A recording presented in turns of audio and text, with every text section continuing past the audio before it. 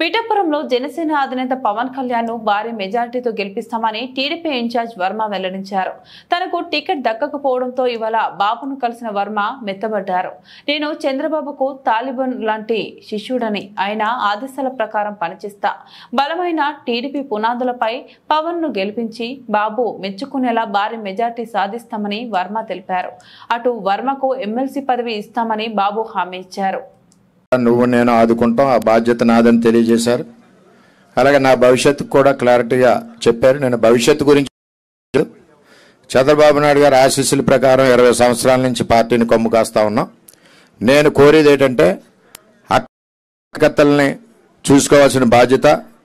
రెండవది, మా నియోజకవర్గానికి సంబంధించి పురుషోత్తపట్నాన్ని తిరిగి ప్రారంభించడం, అలాగే ఏలేరు ఫేజ్ 2 శంకుస్థాపన చేసి చంద్రబాబు నాయుడు గారు చేసింది ఆగిపోవడం వల్ల రైతులు 2 పంటలు పండట్లేదు. వాటి సార్ని అడిగాను, సార్ కూడా చెప్తారని తెలియజేస్తూ, సార్ ఆదేశాల మేరకు పనిచేస్తా. నేను చంద్రబాబు నాయుడు గారికి తాలిబాన్ లాంటి శిష్యుడు. నేను ఎప్పుడు కూడా పరిగెట్టిస్తాం. అక్కడ పవన్ కళ్యాణ్ తెలుగుదేశం పార్టీ పునాదులతో బలీయంగా పిఠాపురంలో ఉంది. ఆ పునాదుల మీద ఆయన్ని గెలిపించి చంద్రబాబు నాయుడు గారు మెచ్చుకునే విధంగా అత్యధిక మెజార్టీతో గెలిపిస్తాం. మా రైతులకి కొద్దిగా కోరుతున్నాం.